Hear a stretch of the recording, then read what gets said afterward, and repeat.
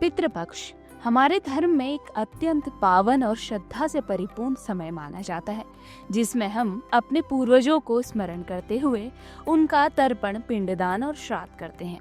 ये 15 दिवसीय अवधि हर साल भाद्रपद महीने की पूर्णिमा से लेकर आश्विन मास की अमावस्या तक चलती है। इस साल पितृपक्ष की शुरुआत 7 सितंबर से हो चुकी है।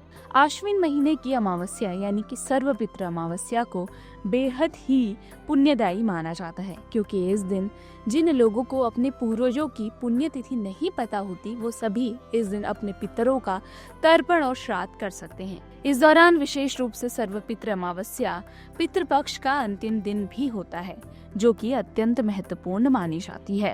तो चलिए अब ये जान लेते हैं कि इस बार सर्वपितृ अमावस्या कब है। अश्विन महीने की अमावस्या यानी कि सर्वपितृ अमावस्या 21 सितंबर की रात 12:16 पर शुरू हो रही है और 22 सितंबर की देर रात 1:23 पर इसका समापन होगा। इस दिन का कुपोत मुहूर्त सुबह 11:50 से लेकर दोपहर के 12:38 तक रहेगा। इस दिन का रोहिणी मुहूर्त दोपहर 12:38 से लेकर 1:27 तक रहेगा।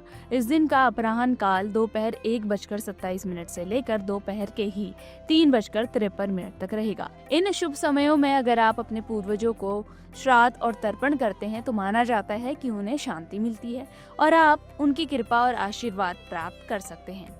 तो आइए अब ये जान लेते हैं कि सर्वपितृ अमावस्या के क्या उपाय हैं। सर्वपितृ अमावस्या के दिन कुछ खास कार्य करना अत्यंत लाभकारी और शुभ माना जाता है, जिससे पितरों की कृपा प्राप्त होती है। इस दिन सुबह जल्दी उठकर पवित्र नदी में स्नान करना चाहिए। अगर नदी में स्नान संभव नहीं है तो घर पर गंगा जल मिलाकर स्नान किया जा सकता है। इसके बाद पितरों के लिए तर्पण और पिंडदान आपको जरूर करना चाहिए।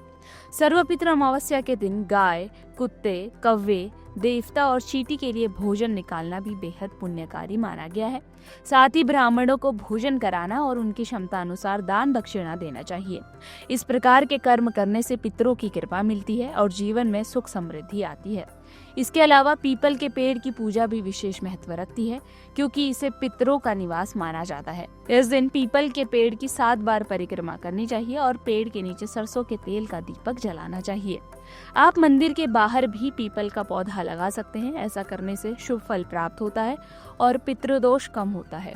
इन सरल केवल प्रभावशाली उपायों से आप अपने पूर्वजों को श्रद्धा भाव से तर्पण दे सकते हैं। अब ये जान लेते हैं कि सर्वपितृ अमावस्या का क्या महत्व है।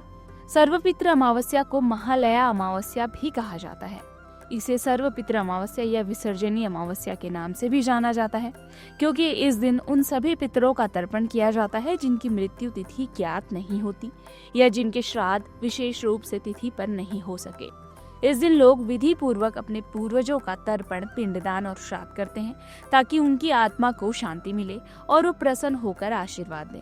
मान्यता है कि महालय अमावस्या पर पितरों की कृपा प्राप्त करने से पितृदोष भी दूर होता है, जिससे परिवार में सुख, शांति और समृद्धि बनी रहती है।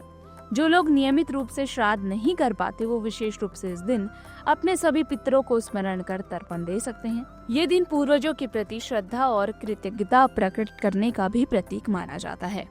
इसी प्रकार की वीडियोस देखने के लिए हमें सब्सक्राइब करना ना भूलें और एस्ट्रोलॉजी से जुड़ी लेटेस्ट जानकारी के लिए डाउनलोड करें माई ज्योतिष ऐप।